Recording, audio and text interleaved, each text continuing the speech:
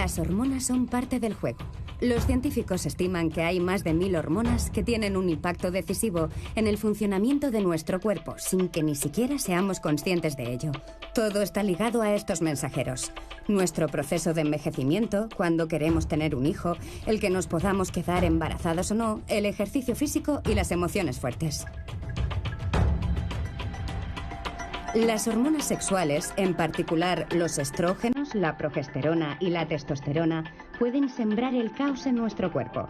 Controlan la apariencia de la persona e influyen mucho en la sexualidad, en la salud y en la misma experiencia de la vida. Cuando empiezan a fluctuar o a desaparecer, se puede tener una impresión de desajuste vital y es frecuente experimentarlo como una perturbación.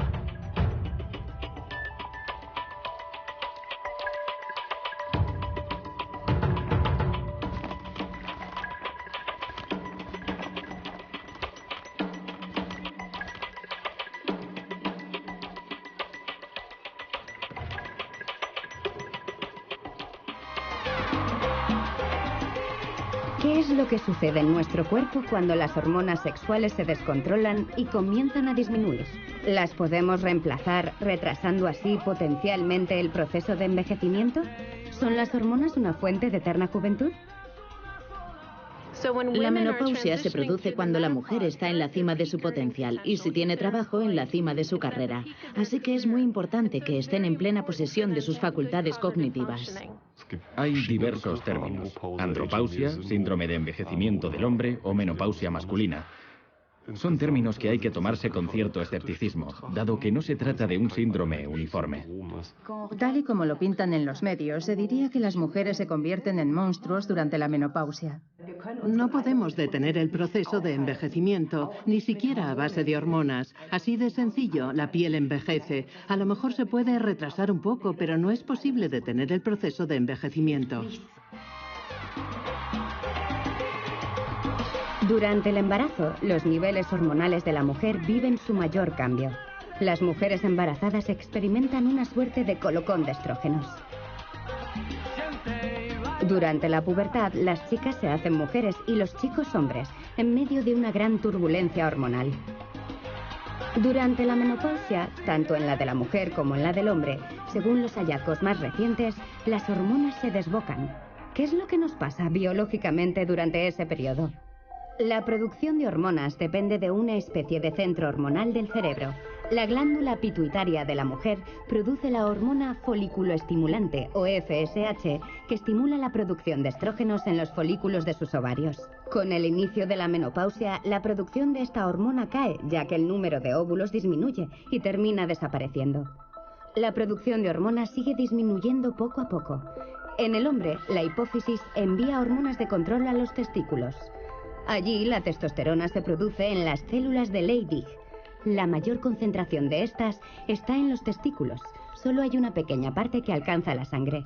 Cuando un hombre cumple 40 años, sus niveles de testosterona empiezan a disminuir.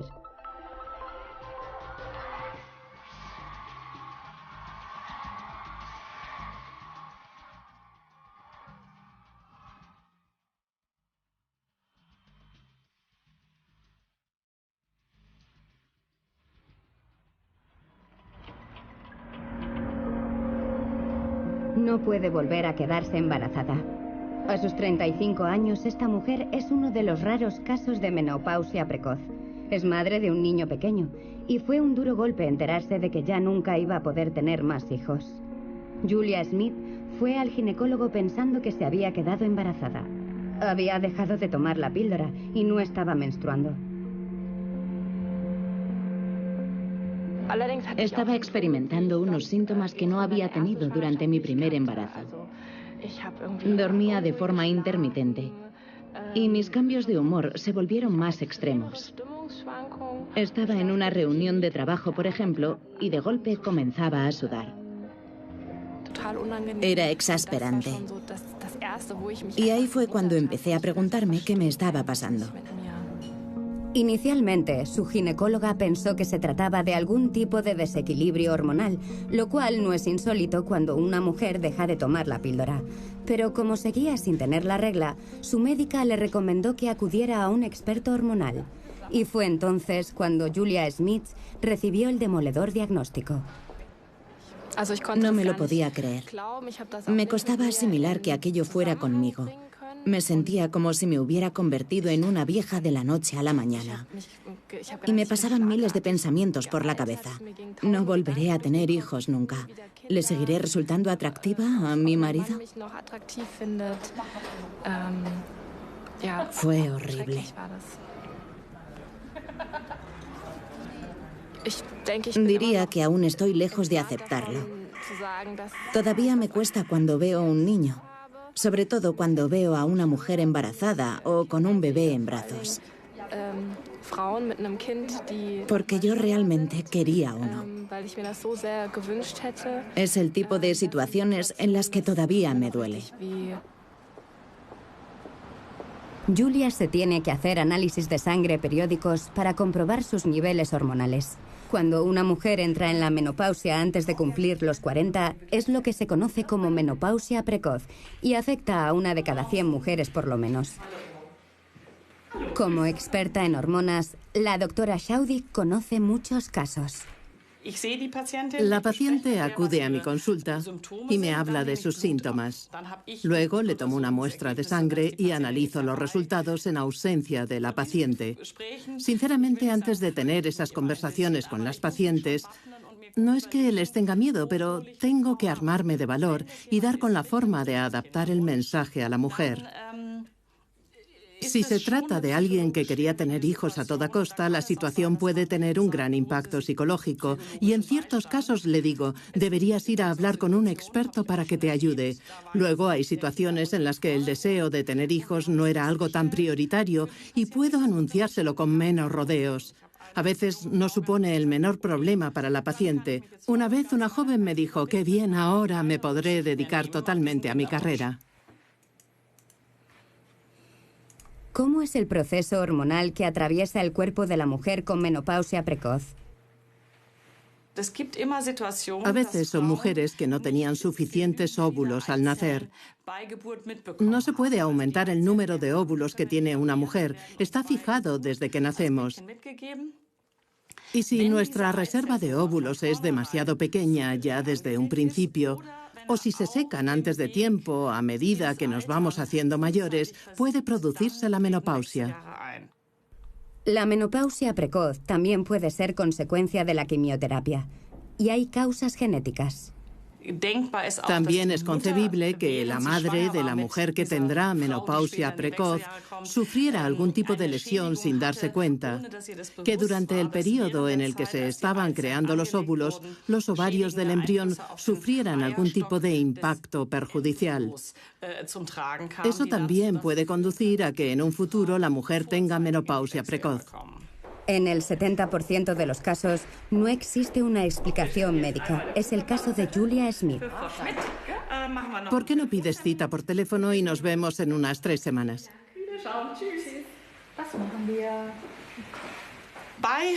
Todas las asociaciones de profesionales admiten que cuando se da una menopausia precoz, la mujer se tiene que someter a una terapia de reemplazo hormonal a largo plazo.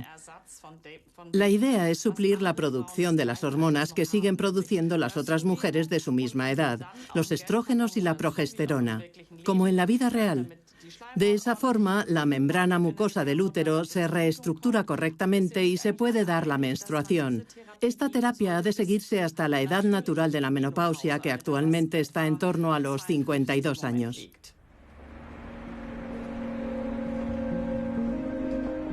Los estrógenos son particularmente importantes para la fortaleza de los huesos. En particular, protegen a las mujeres jóvenes de la osteoporosis. Actualmente, las baby boomers están alcanzando la menopausia en Estados Unidos y Europa. Es un mercado muy grande y un campo inmenso para la investigación, ya que cerca de 1/3 parte de las mujeres la sufren. En Suiza, en el Hospital Inselspital de Berna, la doctora Petra Stute es la directora del Centro para la Menopausia. Está llevando a cabo una investigación de endocrinología ginecológica. Le interesa el papel de las hormonas femeninas durante la menopausia, una fuerza a tener en cuenta.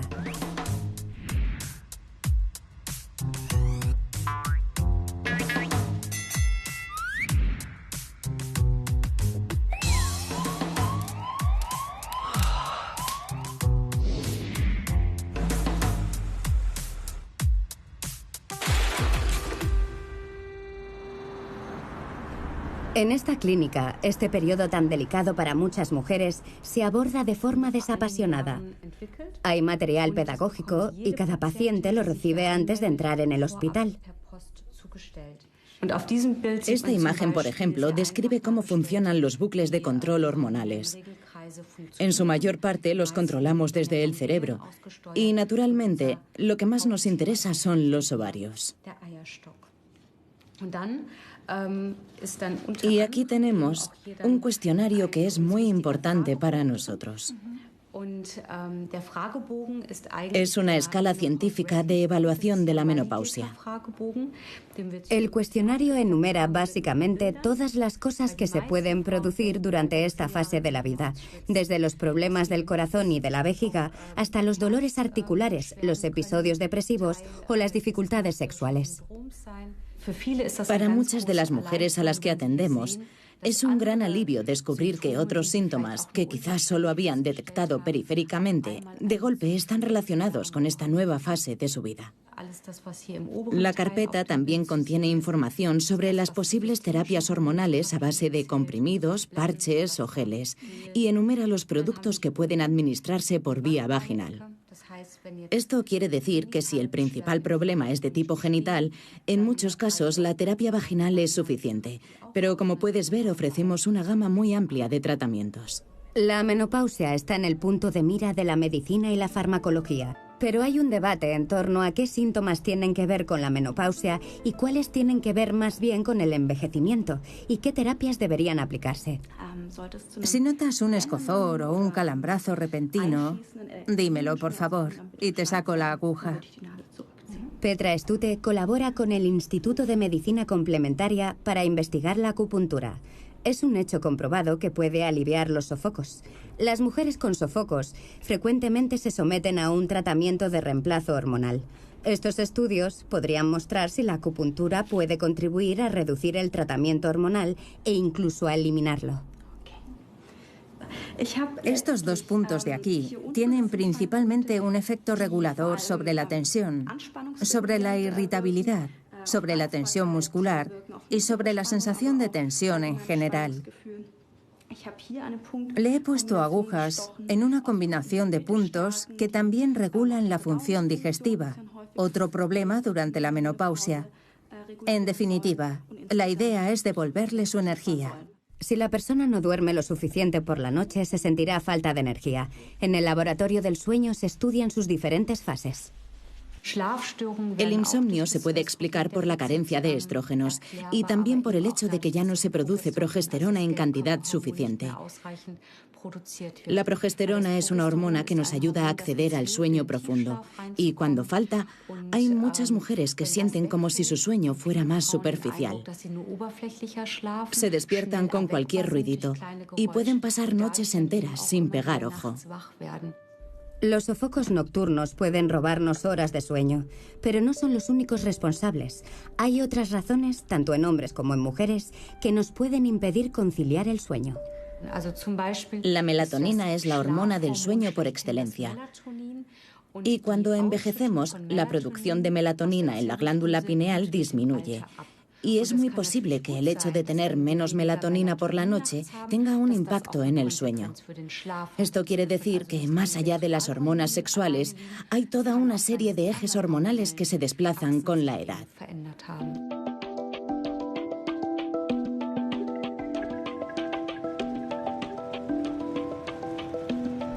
La vida es cambio.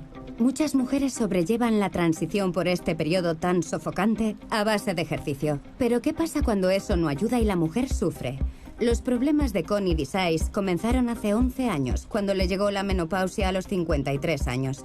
Connie es una profesora muy entregada.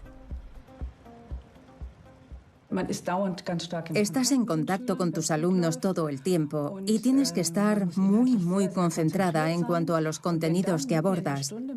Me empezaron a entrar sofocos varias veces por hora durante las clases y cuando te pasa algo así, te concentras totalmente en tu cuerpo. Te vuelves incapaz de concentrarte en otra cosa.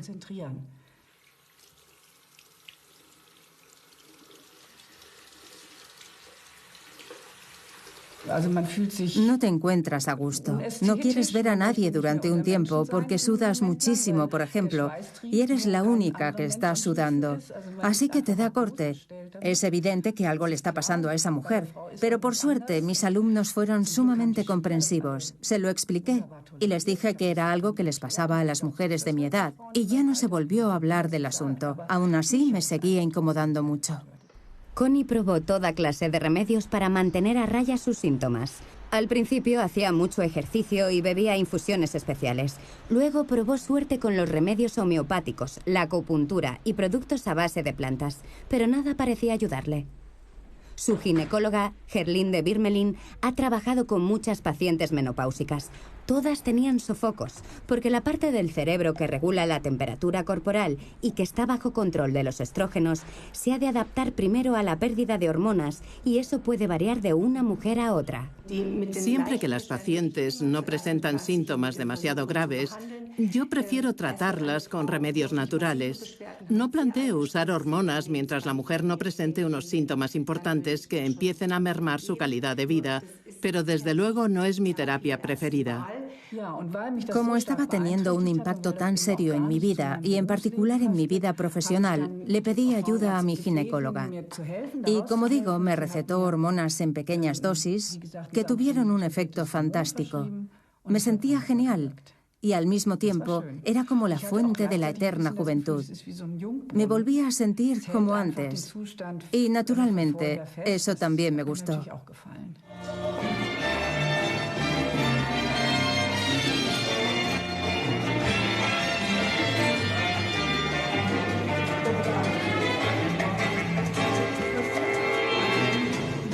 Las estuve tomando durante unos años, hasta que me diagnosticaron un cáncer de mama. No había ninguna conexión entre ambas cosas, eso me dijo mi ginecóloga en todo caso. Pero tampoco sé cómo habría sido si no hubiera tomado nunca esas hormonas. Pero las había tomado y tenía que dejar de tomarlas inmediatamente, porque el cáncer de mama es un tipo de cáncer que se alimenta de hormonas. El cáncer de mama es uno de los principales efectos secundarios. Al igual que las demás hormonas, como los contraceptivos, sabemos que pueden aumentar el riesgo de padecer un infarto o un ictus. Son cosas que hay que hablar con las mujeres. También es importante que determinemos si hay factores genéticos, si ha habido en su familia mujeres con ese tipo de enfermedad o si han tenido episodios de ese tipo en el pasado. En tal caso, sería muy desaconsejable administrar las hormonas. Al principio me dejó noqueada. Por suerte aquello no duró mucho, pero en un primer momento fue atroz. Es como si te desenchufaran y de un día para otro te vuelves incapaz de hacer nada durante un tiempo. Hay que intentar salir de ese atolladero. En mi caso fue lo que pasó. Empecé a sentirme mejor. Por suerte no duró mucho. Tras una intervención quirúrgica, Connie estuvo otros 5 años tomando un fármaco contra el cáncer, el tamoxifeno. Pero el tamoxifeno puede agravar los sofocos. Es lo que me sucedió a mí. Eran aún peores que antes. Ahora que he dejado de tomar el tamoxifeno, he vuelto a la situación inicial. Tengo sofocos. Es algo con lo que tengo que convivir. Y he oído hablar de mujeres que los siguen sufriendo a los 75 años. La duración de la menopausia está determinada por los genes y varía de una mujer a otra. Normalmente dura cerca de 7 años. Es inseparable de toda una serie de cambios fisiológicos con los que hay que lidiar.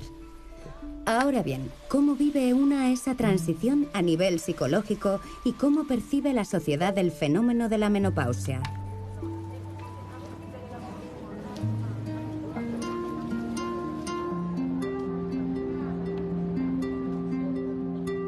La socióloga Cécile Charlap ha entrevistado a muchas mujeres afectadas, preguntándoles cómo han vivido esa fase y cómo se perciben a sí mismas. También analiza en su tesis La menopausia se hace las expresiones utilizadas en los anuncios y en las publicaciones médicas del pasado. El propio término menopausia no se acuñó hasta finales del siglo XIX, cuando gracias a los avances de la medicina, la gente empezó a vivir más tiempo y este periodo de la vida se convirtió en algo digno de atención. La sociedad empezó a considerar el cuerpo como un ente gobernado por las hormonas a partir de los años 20. Y fue entonces cuando la menopausia pasó a verse como el síntoma de una deficiencia hormonal. Todo este discurso médico está basado en una retórica muy específica y utiliza unos términos muy concretos. La menopausia no se describe como una transición, sino más bien como una fase que se caracteriza por una serie de síntomas patológicos. Es interesante observar cómo a estas alturas la opinión pública ya ha asimilado esta visión de la menopausia. Lo vemos, por ejemplo, en la web de esta mutua. La menopausia está asociada con una serie de problemas y de síntomas. Se mencionan una serie de riesgos marcados por determinadas pérdidas. La menopausia no se describe como una transición, sino más bien como una carencia, y se alude a ella como a un problema de salud. En suma, se trata como si fuera una enfermedad que requiere un diagnóstico. En este ejemplo se ve claramente esa asociación directa de la menopausia con una enfermedad. Y como tal, una enfermedad ha de ser tratada. Es muy interesante ver las imágenes que circulan en relación con la menopausia, porque aparte de los textos, hoy se producen y se consumen un montón de imágenes. Y lo que vemos en las webs más relevantes o en los folletos son mujeres de aspecto pensativo. Lo que se representa aquí son mujeres que no son lo bastante mayores como para tener la menopausia, a pesar de que son artículos que tratan sobre ella. Y las mujeres aquí representadas parecen preocupadas, están pensando en algo o parecen estar resolviendo algún tipo de problema. O simplemente son mujeres que claramente están sufriendo, tal vez porque están teniendo sofocos o algún otro problema.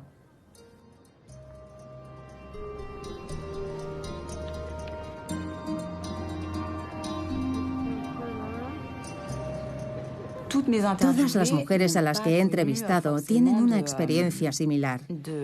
No todas tenían necesariamente los síntomas físicos, pero sí que se sentían deficientes, envejecidas, como si estuvieran perdiendo su feminidad y hubieran perdido toda oportunidad en el mercado del amor.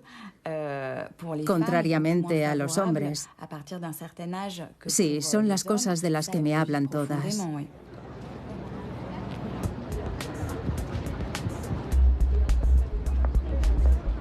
La historia nos muestra que de unas décadas a esta parte se ha producido un cambio en la actitud de las personas hacia la menopausia. Ya en los años 60 se recetaban hormonas, pero raras veces para la menopausia. Si las mujeres tenían problemas durante la menopausia, se veía como una cosa normal, como parte del proceso de hacerse mayor. Con el médico estadounidense Robert Wilson cambió esa actitud. Él fue el primero en describir la menopausia como una enfermedad. A consecuencia de la disminución en la producción de estrógenos, el cuerpo de la mujer comienza a marchitarse, como asegura en su libro Femenina para siempre. Las mujeres con menopausia serían, según él, seres castrados que se convierten en arpías a raíz de esta carencia. Les prometió la juventud eterna si tomaban estrógenos y exigía que toda mujer menopáusica se sometiese a una terapia hormonal. Se produjo una verdadera estampida hacia las farmacias seguida por un gran chasco. A comienzos de los años 70, cada vez más mujeres occidentales empezaron a tener cáncer cervical y la corazonada de la gente es que podía deberse a los estrógenos. Entonces se añadió progesterona a la terapia. La idea era evitar que proliferase la membrana mucosa de los ovarios y efectivamente el número de casos de cáncer disminuyó.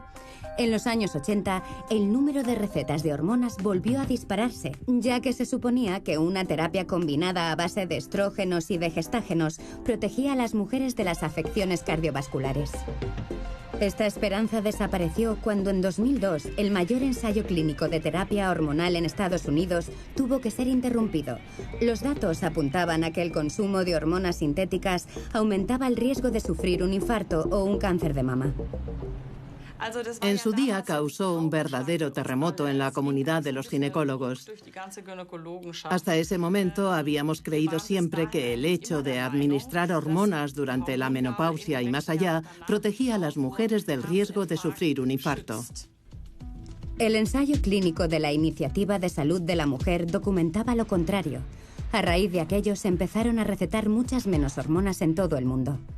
10 años más tarde, una nueva interpretación de los datos ha vuelto a poner en entredicho los resultados. Se cree que pudieron participar muchas mujeres con sobrepeso y demasiado mayores, lo que pudo contribuir a falsear los resultados. Hace 3 o 4 años se volvió a evaluar ese ensayo clínico y resulta que en realidad el riesgo de sufrir un infarto no aumenta sensiblemente. Ahora, siempre que hablo con mis pacientes y las asesoro, les digo, vale, no te olvides de hacerte las pruebas de detección del cáncer de mama, pero básicamente ese es el único riesgo. Pero esa era justamente la principal preocupación de las pacientes. A finales de 2017 se volvieron a actualizar los datos de la Iniciativa de Salud de la Mujer. Y el resultado es que al fin y al cabo no hay un incremento en la morbilidad de las mujeres que han recibido las hormonas. ¿Hormonas sí o no? ¿La ingesta de hormonas sintéticas es perjudicial para nuestro cuerpo? Es un debate que lleva años dividiendo a la comunidad científica. Un debate que también involucra a los intereses del mercado y a los lobbies. ¿Con qué resultados se encontrarán las mujeres en un futuro próximo? Mientras tanto, se dice que si una mujer siente muchas molestias, debería tomar hormonas durante un periodo lo más corto posible y en pequeñas dosis. Ante el miedo que generan las hormonas sintéticas, se están imponiendo las llamadas hormonas bioidénticas, cuya estructura es idéntica a la de las hormonas producidas por el cuerpo. Las fabrican compañías farmacéuticas, pero no a base de agentes naturales como sugiere el prefijo bio. El material de base de las hormonas bioidénticas es la raíz de boniato. En el caso de las que se fabrican industrialmente, también. Las llamadas hormonas naturales se adaptan individualmente al nivel de hormonas del paciente. Supuestamente no tienen efectos secundarios, pero se recomienda a las mujeres que se hagan pruebas periódicamente o que se hagan test de saliva que han de costearse ellas mismas. En Europa, estas hormonas naturales se compran con receta, pero en Estados Unidos se venden sin receta y potencialmente en dosis demasiado bajas. Y ahí es donde estriba el riesgo, según la doctora Maki, una psiquiatra de Chicago. Se refiere a los primeros ensayos clínicos realizados con hormonas bioidénticas. La razón por la que se receta progesterona a las mujeres, además de los estrógenos, es para proteger su útero del riesgo de cáncer. En esos casos es muy importante que las mujeres tomen una dosis suficiente de progesterona.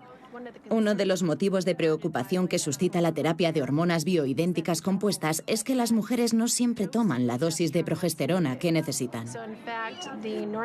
De hecho, la Sociedad Norteamericana de la Menopausia publicó un estudio que había encontrado indicios de que las mujeres que optaban por someterse a la terapia de hormonas bioidénticas tenían una tasa elevada de cáncer de endometrio. La progesterona bioidéntica no es tan efectiva ni de lejos como los gestágenos, es decir, la variante sintética. Y en Estados Unidos, esta solo se puede obtener con receta. Pero ¿y los remedios a base de hierbas? ¿Ayudan a las mujeres que padecen molestias? De un tiempo a esta parte me está costando dormir y sudo mucho. Podría ser insomnio. ¿Tienes otros síntomas? A veces me pongo de mal humor de repente, sin previo aviso. Me vengo abajo sin razón aparente. Te puedo ofrecer un tratamiento natural para empezar, cimicífuga. Las pacientes suelen tolerarlo bien.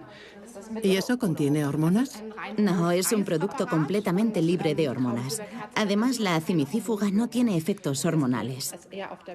No puede decirse lo mismo de todos los productos a base de hierbas. La soja o el extracto de trébol rojo contienen isoflavonas, sustancias muy similares a los estrógenos. No se ha investigado todavía lo suficiente si estos estrógenos vegetales ayudan o no, cosa que sí se ha hecho con la cimífuga. En particular, las mujeres con cáncer de mama y que requieren una terapia antiestrógenos no saben si pueden tomar productos a base de cimífuga. Según los datos más recientes, todo indica que pueden consumir esos productos sin problemas cuando sufren sofocos.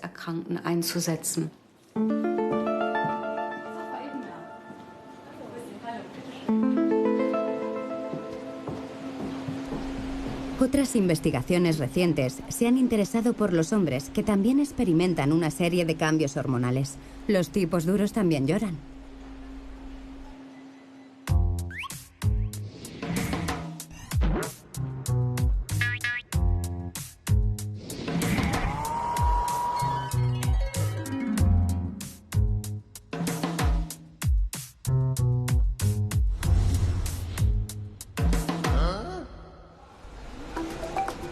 La producción de testosterona, la hormona masculina, comienza a decrecer en torno a los 40 y es un proceso lento. Los estudios más recientes demuestran que 1 de cada 10 hombres presenta síntomas de cansancio e inapetencia. La cantidad de testosterona varía de un individuo a otro. Los niveles más bajos son los registrados en los ancianos y los más altos en los jóvenes adultos. ¿Pero qué efectos tiene la testosterona? Estimula el crecimiento del vello corporal y de los músculos y tiene un impacto en la densidad ósea y en la formación de los glóbulos rojos. Además, la testosterona influye en el deseo sexual, en la virilidad y en la formación del esperma, pero también en la fuerza y la capacidad de aguante. El doctor Christopher Bamberger atiende a diario a hombres preocupados por su salud. Es endocrinólogo e internista y está especializado en los chequeos médicos a hombres. Buenos días, V. Me llamo Christopher Bamberger. Bienvenido al Centro de Prevención Médica de Hamburgo. V-Bomb quiere someterse a un chequeo completo, ya que de un tiempo a esta parte ha experimentado varios episodios de mareo. También mencionabas que te sientes agotado. ¿Cuándo empezó eso? ¿Fue un proceso gradual o tuvo lugar de un día para otro? Llevo ya unos años notándolo en el trabajo. Creo que no se me da bien tomar descansos. Me he dado cuenta de que trabajo sin tomar descansos y disfruto con lo que hago, pero llegado a un punto es demasiado. Y cuando vuelvo a casa, estoy totalmente rendido. Y aunque intento descansar en casa, sigo estando agotado. ¿Tiene que ver con las hormonas o es solo que me estoy haciendo mayor? No lo sé. En tu caso es prematuro hablar de envejecimiento. Lo más sensato será someterte a un chequeo completo que nos permitirá descartar otras enfermedades que expliquen tu estado de fatiga. No tiene por qué ser algo hormonal. Puede ser el síntoma de algo más general o incluso una carencia de vitaminas. Y así, V, que tiene 56 años, se somete a un chequeo completo. La sangre para el análisis de sangre se le ha de extraer a primera hora de la mañana, ya que el nivel desciende sensiblemente a lo largo del día. Tiene buena pinta. Ya te puedes relajar. Lo peor del día ya ha pasado. No queda nada previsto que te pueda doler. Aprieta, ¿vale? Muy bien. Lo cierto es que todos los hombres de más de 50 años, y los dos estamos en ese grupo, nos decimos en un momento dado: caray, ¿quién me ha visto y quién me ve? Me noto falto de energía. ¿Qué me pasa? ¿Es la edad? ¿O es algo que se pueda tratar o que se deba tratar? Es algo perfectamente normal. Aquí lo vemos todos los días. No es para nada una situación insólita para nosotros. Lo raro es que haya un verdadero déficit hormonal que requiera ser tratado. Es algo mucho más raro de lo que se podría pensar. El déficit de testosterona es la excepción y no la regla.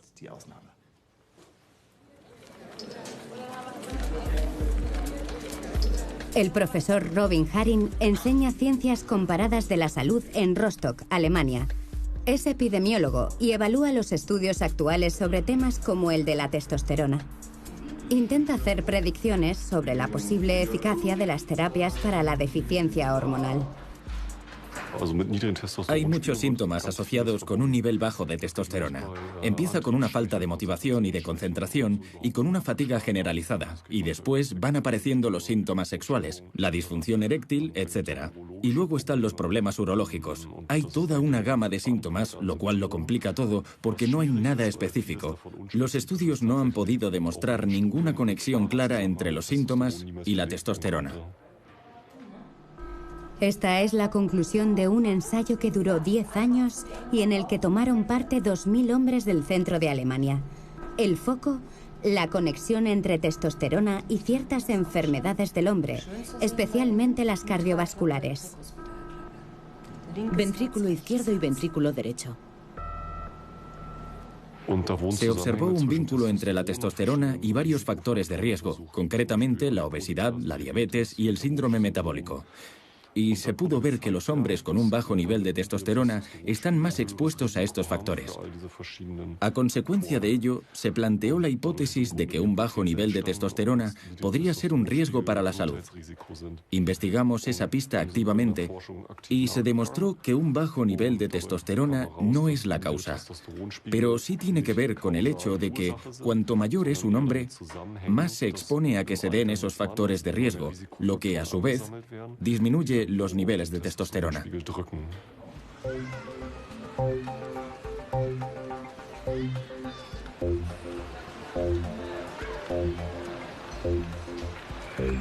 El asesino de testosterona número 1 es la obesidad o el aumento de peso. Principalmente es la circunferencia de las caderas y en segundo lugar es el aumento de la cintura.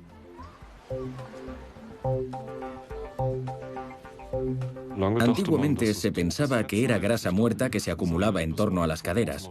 Luego se descubrió que es una grasa metabólicamente activa que transforma la testosterona en estrógenos. Así pues, la grasa estomacal es una fábrica de hormonas muy activa metabólicamente. Cuanto más sobrepeso tiene un hombre, más testosterona pierde a favor de los estrógenos. Por otro lado, los ensayos muestran que la testosterona puede reducir la grasa estomacal. Ahora bien, ¿cuáles son los riesgos asociados a esta terapia? Hoy estamos relativamente seguros de que la testosterona no es un factor desencadenante en el cáncer de próstata, aunque sí que puede promover un cáncer latente o que está en sus primeras etapas. Lo que quiere decir que tenemos que estar muy pero que muy seguros de que el sujeto no tiene ningún tipo de tumor en sí mismo benigno, pero que podría activarse con la testosterona. A pesar de los riesgos, las ventas de testosterona se han multiplicado por 100 a nivel mundial en las 3 últimas décadas. Se promociona como un producto antiedad. Los ensayos más recientes con testosterona se han hecho en Estados Unidos y se publicaron a principios de este año bajo el nombre de ensayos T. Fue toda una gama de ensayos clínicos en los que se estudió a 800 hombres y los efectos de la testosterona en su calidad de vida, sus factores cardiovasculares y sus síntomas sexuales. ¿Está el vaso medio vacío o medio lleno? Las pruebas tampoco apuntan a que esta terapia tenga un efecto claro. Todavía no se ha zanjado si el tratamiento a largo plazo aumenta el riesgo cardiovascular. Aunque los hombres aseguraron haber experimentado un aumento de la libido, esta volvió a descender al cabo de unos meses. Uno de los efectos positivos fue un aumento de la densidad ósea. Ya tenemos los resultados del análisis. V no tiene déficit de testosterona. Tiene déficit de una hormona diferente, la DHEA, una hormona precursora de la testosterona que puede producirse sintéticamente o bioidénticamente.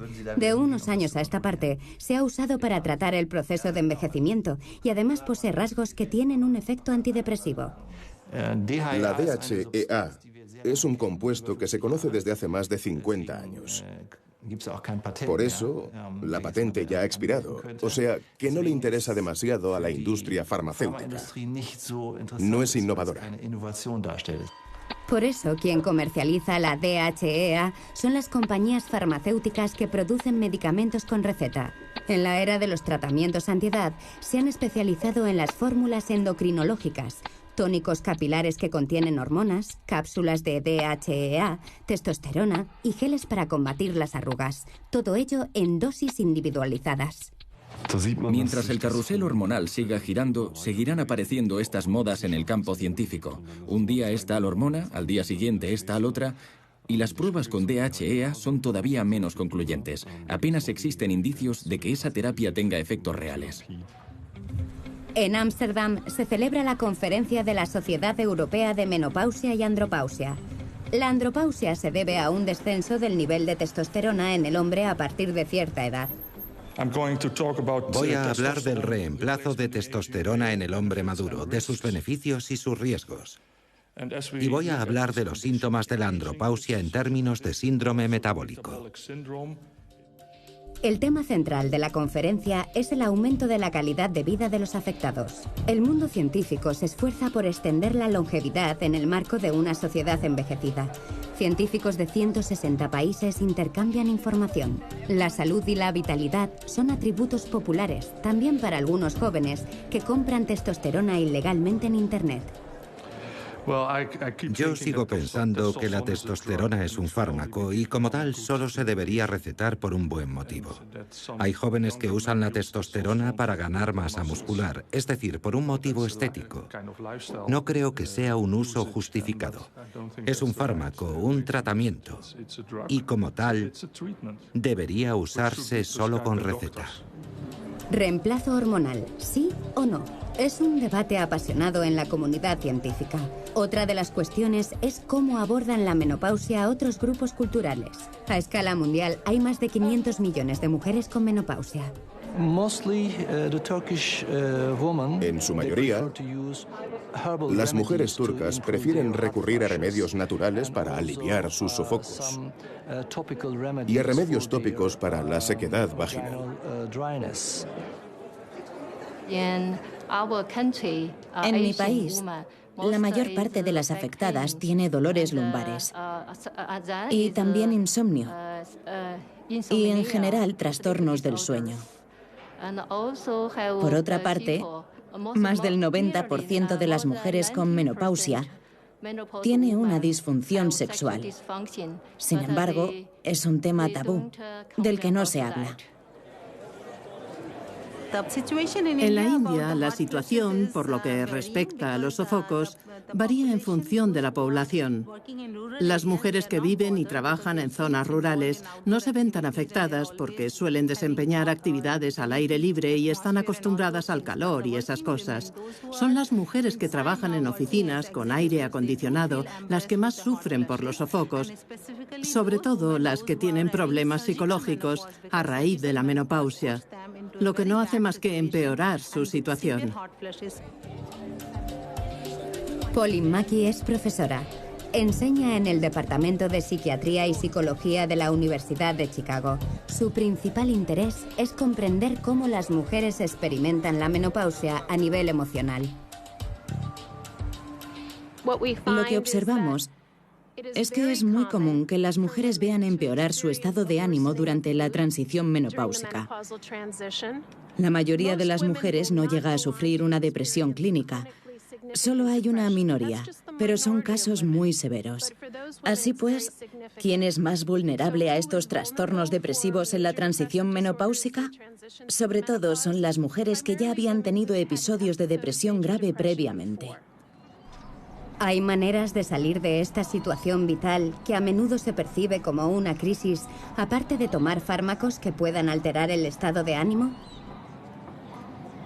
En Estados Unidos se ha aprobado el uso de un antidepresivo, la paroxetina, en pequeñas dosis para tratar los sofocos, pero no tiene demasiado efecto. Aparte, hay otros enfoques muy importantes que son de tipo no farmacológico.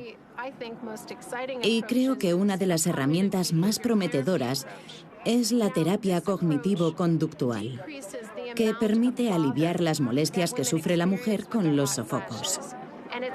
Está probado empíricamente con pruebas controladas aleatorizadas Y el resultado es que la mujer cambia, por así decirlo, sus creencias sobre los sofocos y deja de verlos como una cosa catastrófica. Y es un resultado continuado. La eficacia de esta terapia prosigue haga lo que haga la mujer. Así que no tienen que estar tomando una pastilla continuamente para sentirse mejor. Los estudios más recientes aseguran que aparte de la terapia cognitivo-conductual, la hipnosis es eficaz. Todavía no se han llevado a cabo estudios sobre si la hipnosis puede ayudar a los hombres andropáusicos.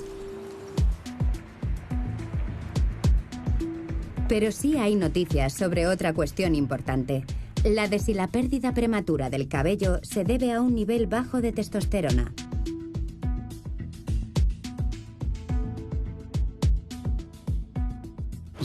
Uno de los grandes mitos de la testosterona es que supuestamente existiría un vínculo entre un nivel bajo de testosterona y la situación capilar. Por desgracia, no lo hemos podido corroborar con ningún dato. La mejor forma de predecir nuestra situación capilar futura es fijándonos en nuestro padre y viendo si a él le sigue creciendo pelo en el cráneo. La genética, las proteínas y las hormonas, todo está cubierto por las investigaciones. Y entre tanto, la testosterona ha atravesado la línea de demarcación entre medicamento y producto antiedad. Se está propagando la idea de que los hombres mayores no son los únicos que podrían beneficiarse de ella. El debate en Estados Unidos es mucho más amplio. Estamos empezando a abordar el fenómeno de los nutracéuticos, las hormonas, etc. Creo que son cosas problemáticas porque la gente acaba tomando fármacos sin receta, sin verdadero motivo médico. Muchas de estas sustancias se venden libremente en las farmacias, así que hay mucha automedicación y se regalan muchas muestras gratuitas. Pero no hay un profesional que se preocupe por los valores de base del paciente, por cuál es el objetivo de la terapia y por lo que ocurre durante el tratamiento. Al descubrir la andropausia, ¿se ha convertido a los hombres maduros en criaturas a las que les falta algo? ¿Cuáles son los síntomas que deberían preocuparles realmente? Los escépticos hablan de tráfico de enfermedades, o sea, de enfermedades inventadas. Hablamos de tráfico de enfermedades cuando se trata de diseñar un cuadro clínico basado en problemas que en realidad se deben al envejecimiento y se tratan con una medicación específica. La cuestión subyacente es la siguiente: ¿de verdad merece la pena tratar esos problemas médicamente o no sirve de nada? El deseo de permanecer jóvenes y sanos radica en una sociedad que exige un rendimiento máximo de todos sus miembros y que no tienen especial estima a sus mayores. ¿Cómo se percibe esta fase de la existencia en otras sociedades, como en Japón, por ejemplo? ¿Y si la visión de la edad de los japoneses tuviera un impacto en su forma de experimentarla? En japonés no existe una palabra específica para ese momento tan crucial que en Occidente describimos como el momento en el que la mujer se vuelve infértil y deja de menstruar. Porque en Japón se considera que el envejecimiento es algo que afecta por igual a los hombres y a las mujeres. Desde esa perspectiva, que una mujer deje de sangrar todos los meses y no pueda quedarse embarazada es comparable con que le salgan canas a uno o adopte una postura más encorvada. El Japón tradicional está cambiando rápidamente. Los estilos de vida están convergiendo y con ellos la percepción del envejecimiento y de la menopausia.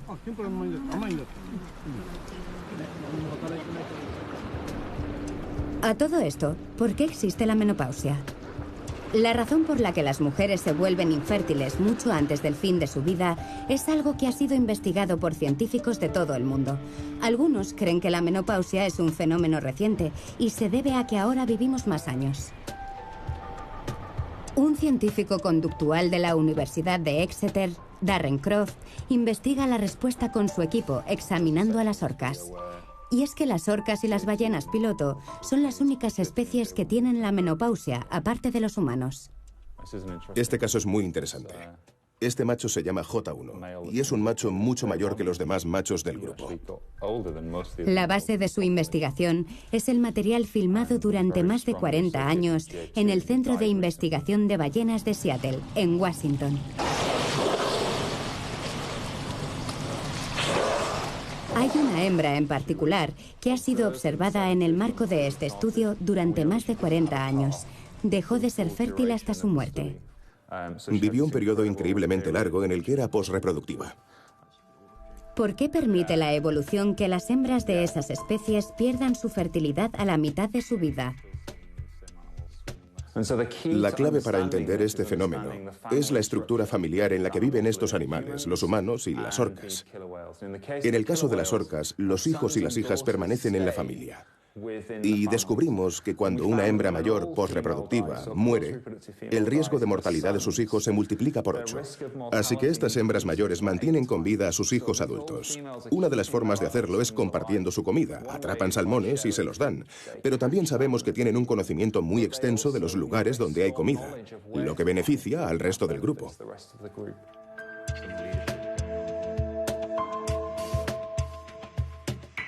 Las hembras más veteranas lideran los grupos. Conocen los lugares donde hay comida. Se abstienen de tener a sus propias crías para evitar fomentar la presión competitiva entre generaciones. Llega un punto en su vida en el que renuncian a seguir reproduciéndose y se dedican a ayudar al resto de su grupo a sobrevivir y a reproducirse. Pensamos que es una prueba de que la evolución de la menopausia en los humanos se podría explicar por los mismos mecanismos. Las sociedades humanas primitivas solamente podían sobrevivir si compartían la comida y nadie tenía que competir con nadie por ello. Es probable que la menopausia se desarrollara debido a esa presión evolutiva. En las sociedades modernas tendemos a marginar a las personas mayores. Las metemos en residencias y otros lugares periféricos. En las sociedades ancestrales estaban en el centro mismo de la sociedad. Y no deberíamos subestimar el papel que pueden desempeñar los mayores en nuestras comunidades y sociedades. Las orcas son un buen ejemplo de ello.